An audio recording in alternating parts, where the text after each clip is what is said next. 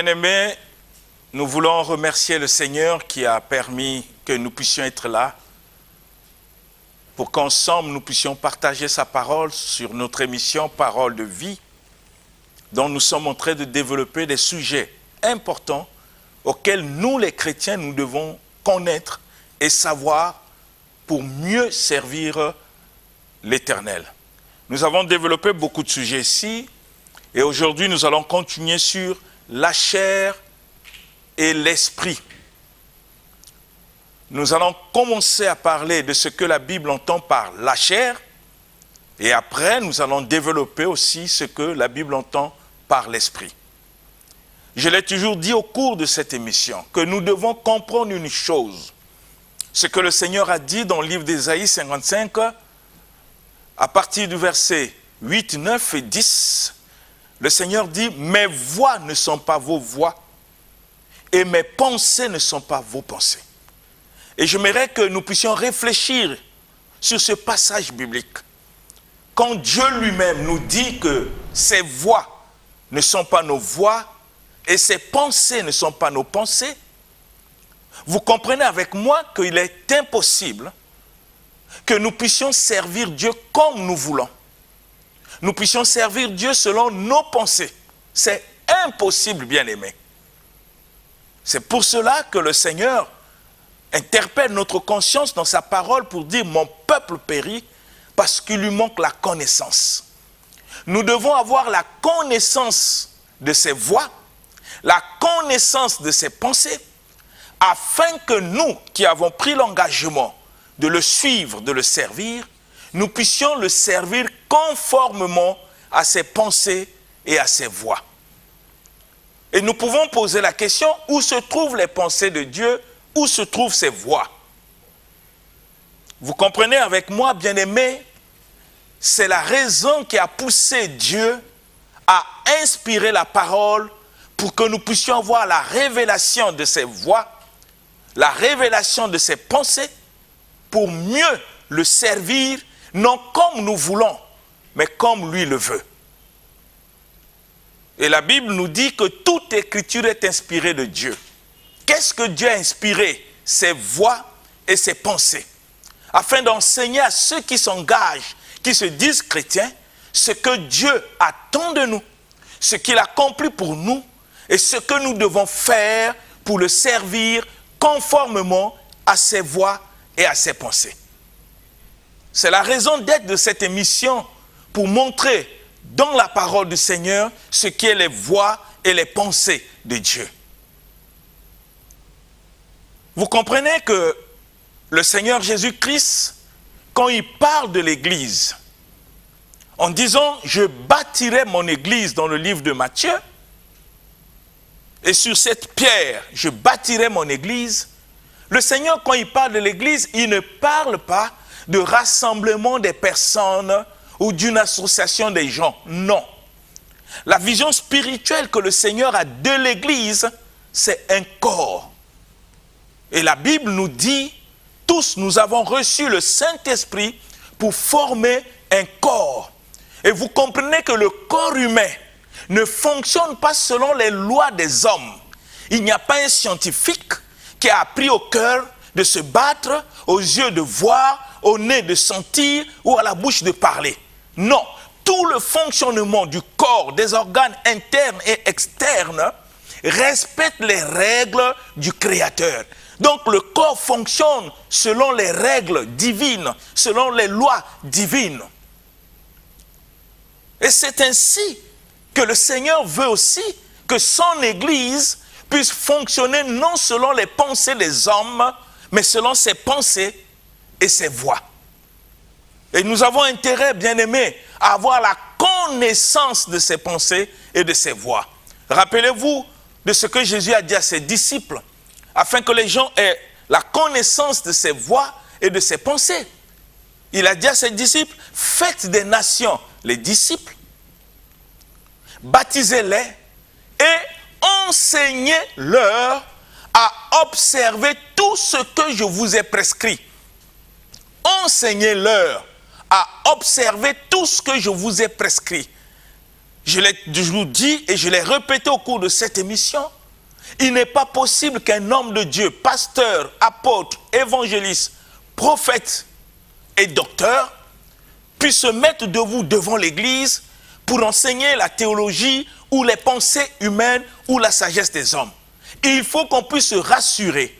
Quand nous sommes en train de faire des sermons, des prédications dans l'Église ou les enseignements, nous devons nous convaincre que ce que nous enseignons, ce n'est pas ce que nous avons appris dans les instituts bibliques, dans les écoles bibliques ou dans les facultés de théologie. Je ne dis pas qu'apprendre ces choses, c'est mauvais. Non, nous pouvons apprendre parce que ça augmente la connaissance intellectuelle dans le domaine de la spiritualité. Mais ce n'est pas ça ce que le Seigneur a prescrit. Ce qu'il a prescrit est écrit dans la parole.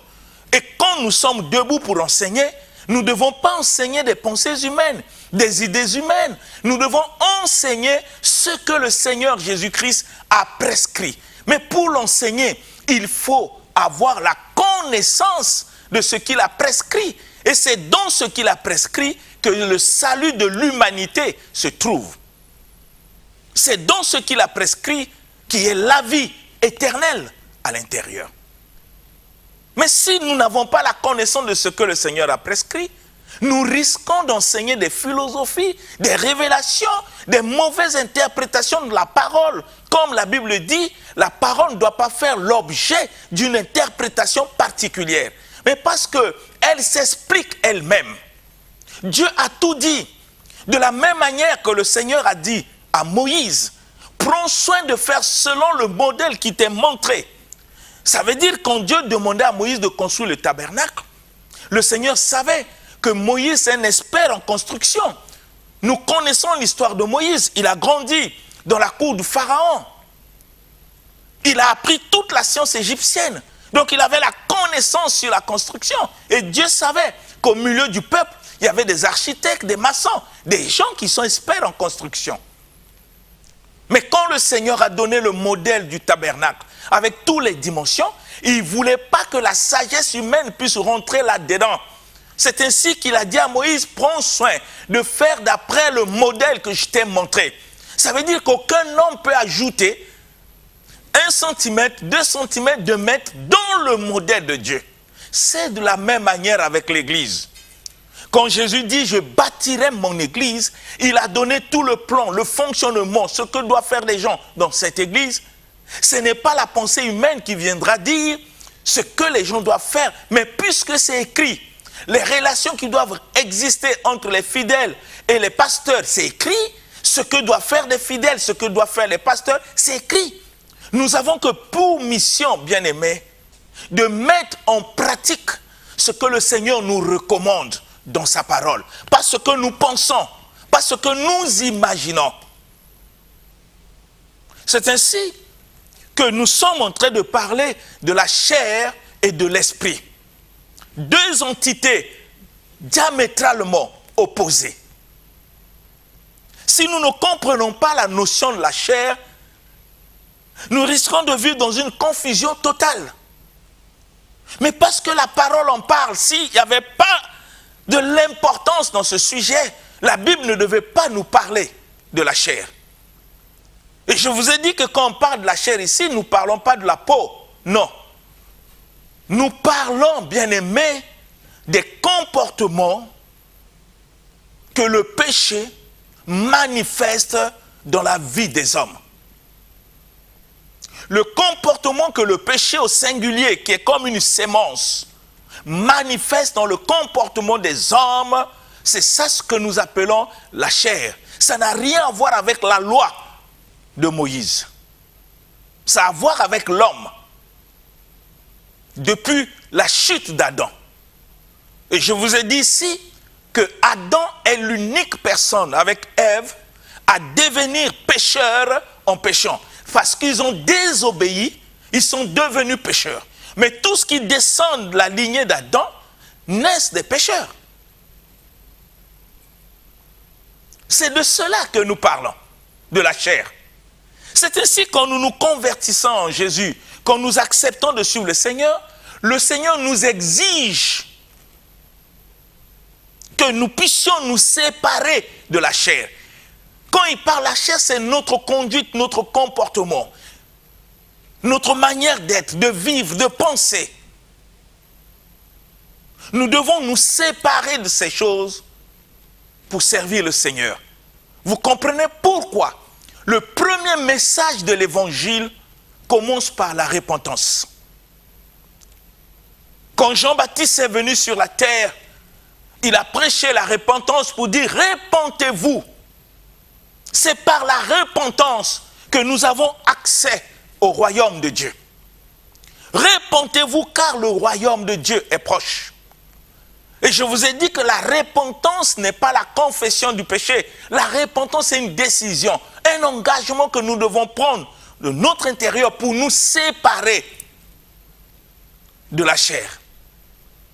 On ne peut pas le faire si nous ne prenons pas l'engagement du fond de notre cœur. C'est une décision individuelle. Il faut qu'on soit prêt pour accepter de se séparer de la chair pour vivre selon l'esprit. La décision que nous prenons, l'engagement, en refusant de continuer à marcher selon la chair pour suivre la voie de l'esprit, cette décision qui vient du fond de notre cœur pour que nous changeons de direction, ça s'appelle la repentance. Et quand le Seigneur Jésus-Christ lui-même il est venu, son premier message, c'était le message de la repentance. Il dit « Repentez-vous, car le royaume des cieux est proche ». Mais parfois, nous avons nos églises, des églises auxquelles nous sommes. On peut se poser la question, est-ce que ceux qui font partie de ces églises sont des repentis? Est-ce que ce sont des frères et des sœurs qui ont pris dans leur cœur l'engagement de renoncer à la chair pour suivre le Seigneur? Est-ce qu'ils sont passés par la repentance? Parce que l'église du Seigneur, quand Jésus parle de son église, c'est une église qui est composée des repentis, des personnes qui ont pris des décisions de ne plus suivre la voie de la chair. Si nous comprenons la volonté de Dieu, bien-aimés, nous allons le servir conformément à ses voies et à ses pensées. Dieu ne veut pas que nous puissions ajouter l'intelligence humaine dans ce que lui nous recommande. Parce que quand Dieu fait des choses, il le fait tellement propre, tellement parfait. On n'a pas besoin d'ajouter quoi que ce soit dans ce que le Seigneur nous recommande dans sa parole. Mais malheureusement, on peut se demander si vraiment nous sommes l'église de Dieu. Quand nous voyons nos comportements, nos attitudes dans nos églises, on peut se poser la question, est-ce que sommes-nous l'église dont le Seigneur a parlé dans sa parole? Quand il y a des divisions, des inimitiés, des gens qui n'arrivent pas à se saluer, des gens qui n'arrivent pas à se regarder en face, quand il y a l'hypocrisie, quand il y a toutes sortes de comportements charnels au sein de l'église, il faut qu'on se pose la question, sommes-nous l'église dont le Seigneur a parlé dans sa parole? Parce que Dieu dit que l'église dont il parle, les portes de ce jour des morts ne prévaudront point contre elle. C'est-à-dire tout ce qui est contraire à la volonté de Dieu ne peut rien contre l'église. Mais dans nos églises, qu'est-ce qui se passe? Quels sont les comportements que nous avons?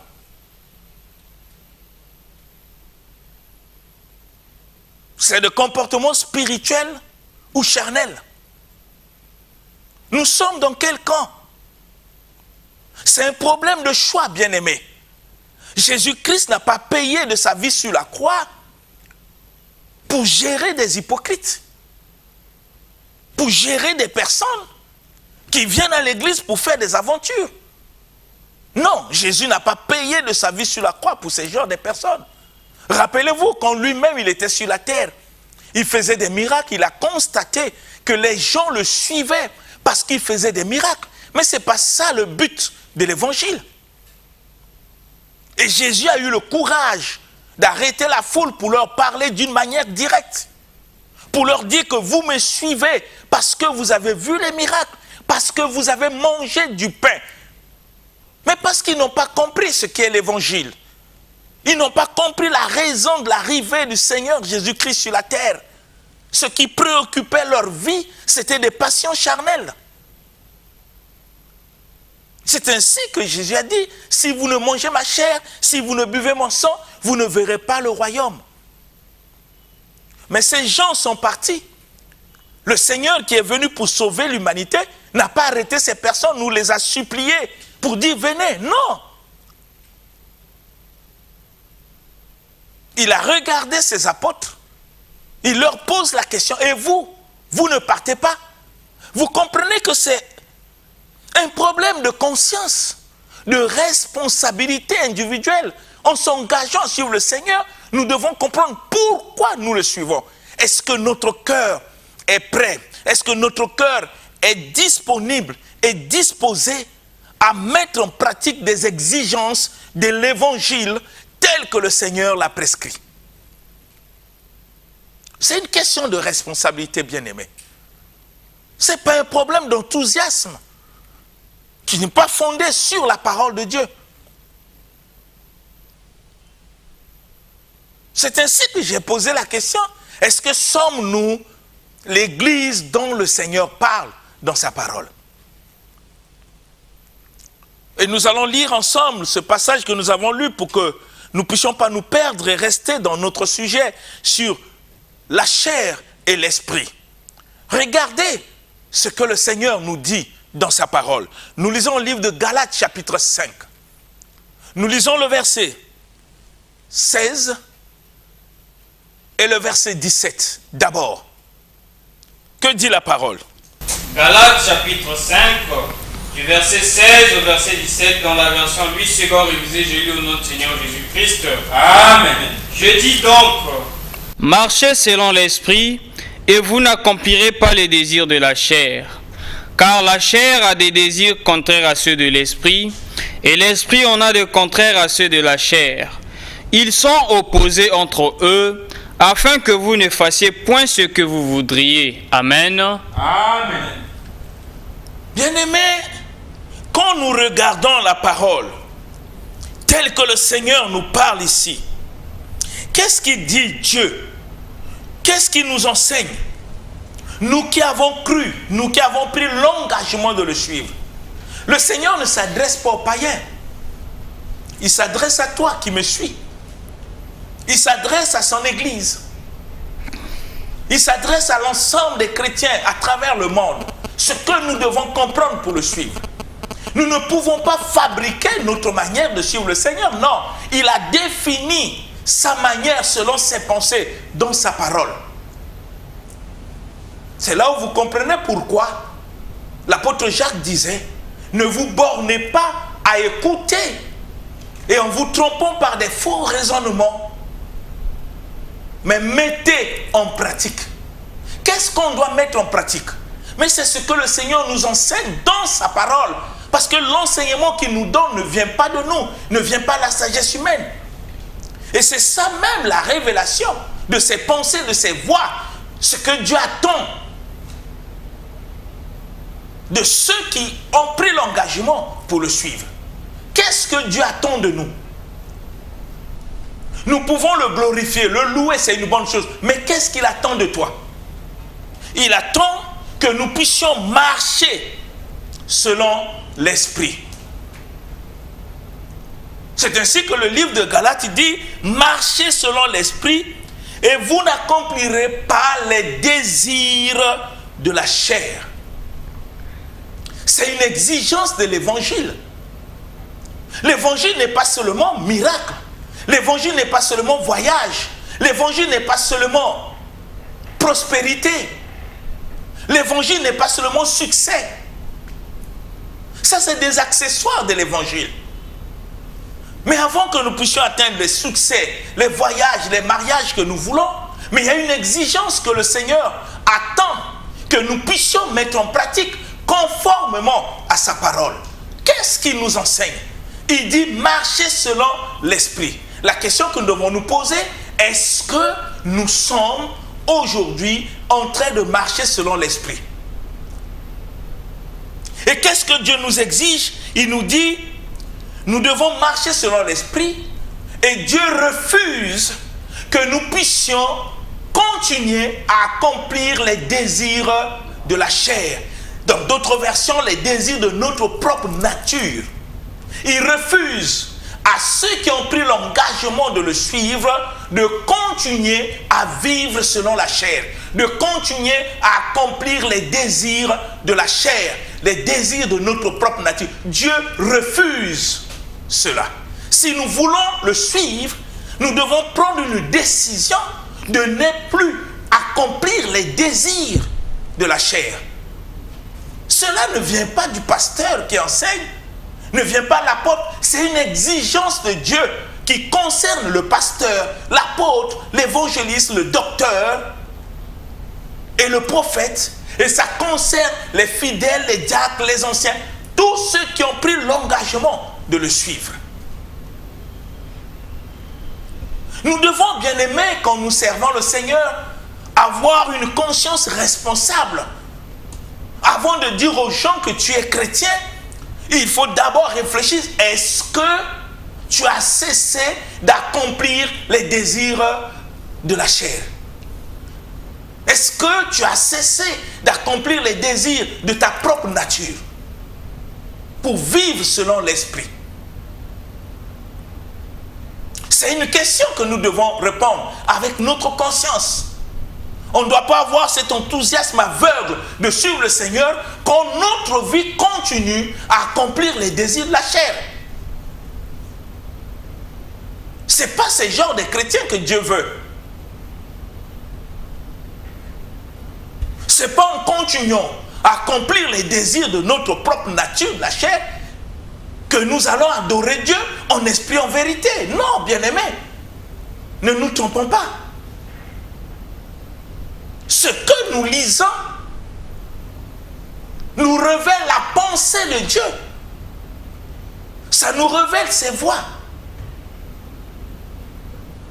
C'est Dieu qui nous recommande de ne plus accomplir les désirs de la chair, les désirs de notre propre nature.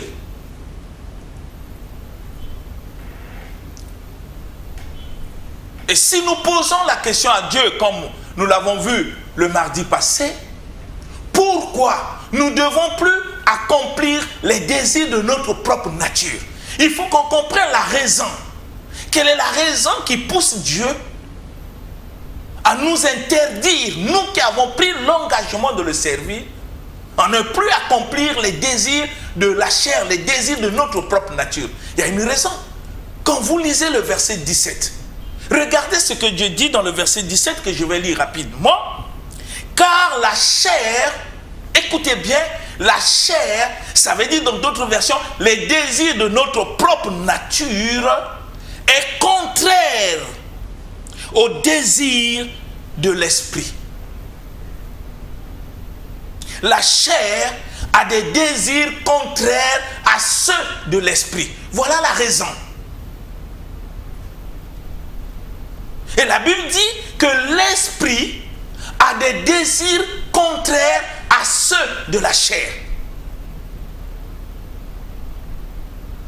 Et la Bible continue à nous dire qu'ils sont opposés. Il y a une compatibilité de cohabitation. Vous ne pouvez pas trouver les désirs de la chair dans l'esprit et vous ne pouvez jamais trouver les désirs de l'esprit dans la chair. Il y a incompatibilité de cohabitation. Ils sont opposés comme deux voies parallèles qui ne peuvent jamais se rencontrer. Voilà la raison. Dieu ne nous dit pas seulement de ne plus accomplir les désirs de la chair, mais il nous donne la raison. Que la chair et l'esprit sont opposés. Mais c'est à nous de faire le choix. Si nous voulons suivre le Seigneur ou nous voulons suivre notre propre nature, c'est un problème de choix. On ne peut pas vivre dans un mélange. Et vous savez vous-même que le livre de l'Apocalypse nous enseigne que où tu es froid, c'est une position. Où tu es chaud, c'est une position aussi. Mais quand tu es tiède, c'est le mélange du froid et du chaud.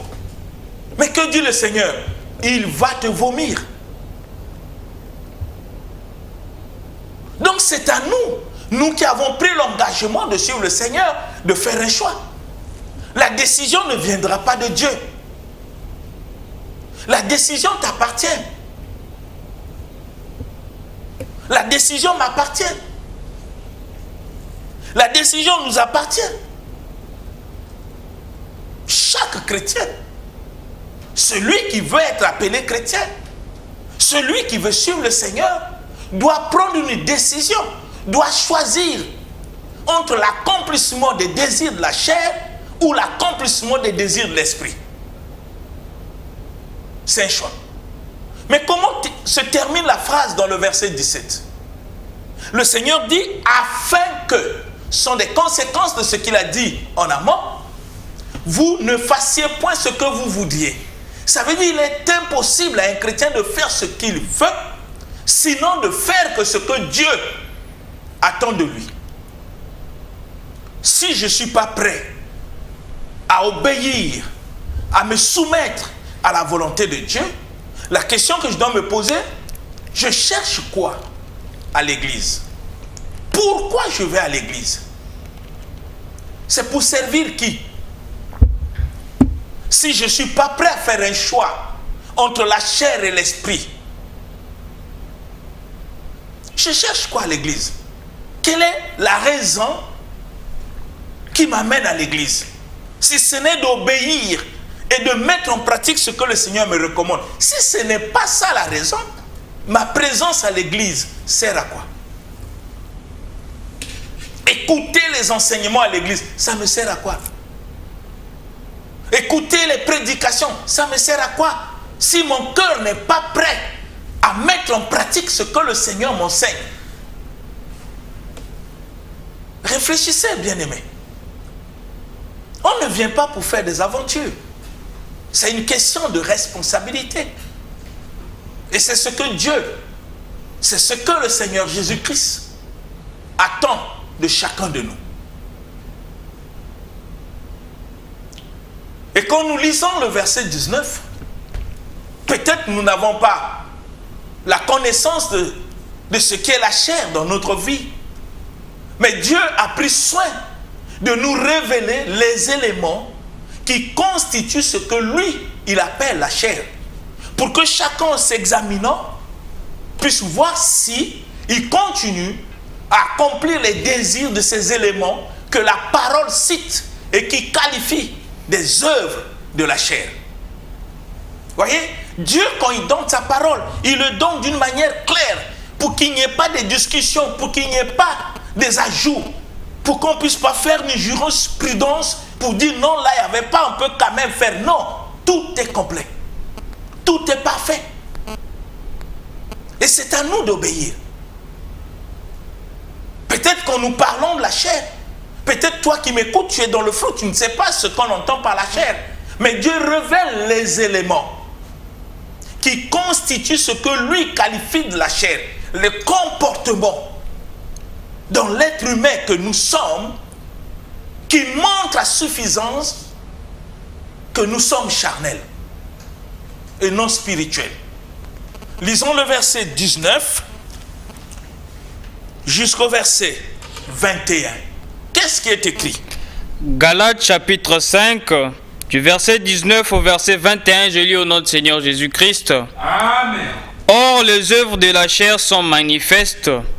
Ce sont l'impudicité, l'impureté, la dissolution, l'idolâtrie, la magie, les inimitiés, les querelles, les jalousies, les animosités, les disputes, les divisions, les sectes, l'envie, l'ivrognerie, les excès de table et les choses semblables.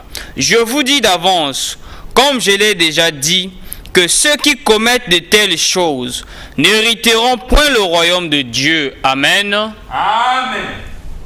Bien-aimés, le Seigneur a tout dit dans sa parole. La parole s'explique elle-même pour que nous ne puissions pas ajouter des pensées ou des sagesses humaines ou des philosophies. Dieu parle toujours d'une manière claire pour que nous puissions saisir sa pensée afin de décider. Nous avons lu ce que Dieu a dit, comment il recommande à ceux qui ont cru comme toi qui me suis, comme moi qui vous parle de la part du Seigneur, comme tous ceux qui m'écoutent à travers le monde et surtout son Église. Il nous recommande de marcher par l'Esprit et il nous demande de ne plus accomplir les désirs de la chair ou les désirs de notre propre nature. Et il a montré des raisons parce que les désirs de la chair sont contraires à ceux de l'Esprit et ceux de l'Esprit sont aussi contraires à ceux de la chair. Et le Seigneur dit, afin que nous ne puissions pas faire ce que nous voulons. Un chrétien ne fait pas ce qu'il veut. Un chrétien fait ce que Dieu veut. Même dans nos maisons, notre conduite, notre comportement, notre langage doit être conforme à ce que Dieu veut. Et ce que Dieu veut, il nous le révèle dans sa parole. Et nous venons de lire ce que Dieu entend par la chair en nous montrant les œuvres citées par la parole. Ce n'est pas un pasteur, un apôtre qui nous le dit, c'est le Seigneur auquel nous réclamons être notre Seigneur. C'est Jésus-Christ que nous réclamons être notre Seigneur qui nous parle à travers son serviteur, l'apôtre Paul, pour nous instruire sur ses voies et ses pensées en nous montrant ce que lui qualifie de la chair. Quand nous examinons et que nous trouvons ces éléments dans notre conduite, dans notre comportement, nous concluons que nous sommes encore charnels. Et ça nous aide à avancer et à traiter durement notre corps, comme disait l'apôtre Paul, pour être conforme à ce que le Seigneur attend de nous. Quelles sont ces œuvres de la chair? Le Seigneur dit que les œuvres de la chair sont manifestes. Lesquelles? Ce sont l'impudicité. Dans d'autres versions, on nous parle de l'immoralité. L'immoralité qui englobe tout ce que nous connaissons. La fornication, l'adultère, toutes ces choses font partie de l'immoralité, de l'impudicité, des relations sexuelles illicites qui ne glorifient pas le Seigneur. Toutes ces choses-là font partie de l'impudicité et de l'impureté. La question que nous devons nous poser, est-ce que, étant chrétiens, nous continuons à nous comporter de cette manière? C'est des questions que chacun doit répondre. Nous pouvons tromper tout le monde, mais sauf notre conscience. Même ce qu'on fait en cachette, on sait si c'est conforme à la parole. Parce que le chrétien, c'est quelqu'un de responsable, de conscient. Quand il dit aux gens que je suis chrétien, il sait de quoi il parle. En examinant sa vie, qui est conforme à la pensée et à des voies de Dieu telles que le Seigneur l'a révélé dans sa parole. Il sait que je vivais dans ceci et à cause de la révélation de la parole, puisque je veux servir Dieu, j'ai pris la décision de renoncer. Il le sait. Même si les autres continuent à le traiter ainsi dans sa conscience, il sait il n'est plus. Donc il ne parle pas pour dire aux gens que je suis chrétien pour le plaisir. Non. C'est la mise en pratique de ce que le Seigneur recommande pour qu'il ne soit pas charnel. L'impudicité, l'impureté. La dissolution que le Seigneur nous parle dans sa parole, la dissolution que Dieu nous révèle dans sa parole, bien-aimé. Il nous dit d'une manière claire, l'idolâtrie s'englobe tout ce que nous pouvons comprendre en dehors du Seigneur. Nous pouvons avoir la confiance à des fétiches, à des 33 tours qu'on met au niveau des reins, à des fétiches, aller consulter des magies que nous pouvons prendre pour nous garder, pour faire ceci. Et vous trouverez ceux qui se disent chrétiens continuent toujours dans ces pratiques. Ils deviennent des idolâtres. Parce que si en dehors de Dieu, et que je me confie à quelque chose comme protection, comme tout, c'est ça l'idolâtrie. En dehors d'adorer les statues, tout ça. Mais des objets, des fétiches, que je mets confiance parce que ça me protège. En dormant, je prends le sel, je mets parce que j'ai confiance que le sel va me protéger. C'est ça l'idolâtrie. Je continue à aller consulter les féticheurs parce que j'ai confiance en eux, parce que c'est eux qui vont me révéler la vérité de ce qui se passe dans ma vie. Étant chrétien, c'est ça l'idolâtrie. C'est un manque de confiance à Dieu. Bien-aimé. Quand ces choses sont encore en nous, Dieu nous voit comme des personnes charnelles. Et la parole continue, non seulement l'idolâtrie, la magie. Dans la magie s'englobe tout, la sorcellerie, toutes ces pratiques mystiques. Tendant toujours à faire mal aux autres. Et vous trouverez aujourd'hui au milieu des chrétiens ce qu'on entend, qu'il y a même au milieu des hommes de Dieu des gens qui empoisonnent les autres. Quelle sorcellerie! Comment tu peux être chrétien et avoir l'idée de faire mal à l'autre au point même de le tuer? Et tu te réclames chrétien. C'est quel genre de chrétiens sommes-nous, bien-aimés? Dans des choses que Dieu nous interdit, en les pratiquant, on se dit, chrétien, vraiment, est-ce que nous sommes sérieux là? Est-ce que vraiment nous sommes sérieux, bien-aimés? Réfléchissons. La magie. On fait des pratiques pour nuire aux autres. Jusqu'au point où tu trouveras des chrétiens qui font tout, aller consulter les féticheurs pour que l'autre on l'enlève dans tel poste pour que lui remplace. C'est la sorcellerie. Il faut être sorcier pour faire de telles choses et avoir de telles inspirations qui tombent toujours au mal. Rappelez-vous pourquoi il y a eu le déluge. Mais parce que la pensée de l'homme tous les jours allait toujours vers le mal. Lisez bien la Bible.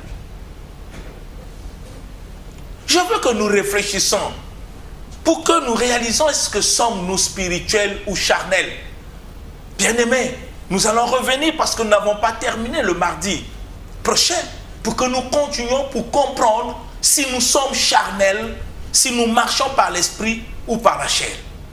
Comprenons ces choses, bien-aimés. Je veux que ce que tu viens d'écouter t'amène à réfléchir pour que tu saches qui est chrétien et comment doit être un chrétien. C'est au nom de Jésus-Christ que je le demande. Amen. Amen. L'émission Parole de vie avec le pasteur Lévi Nikwe, chaque mardi à partir de 17h10 sur DRTV International.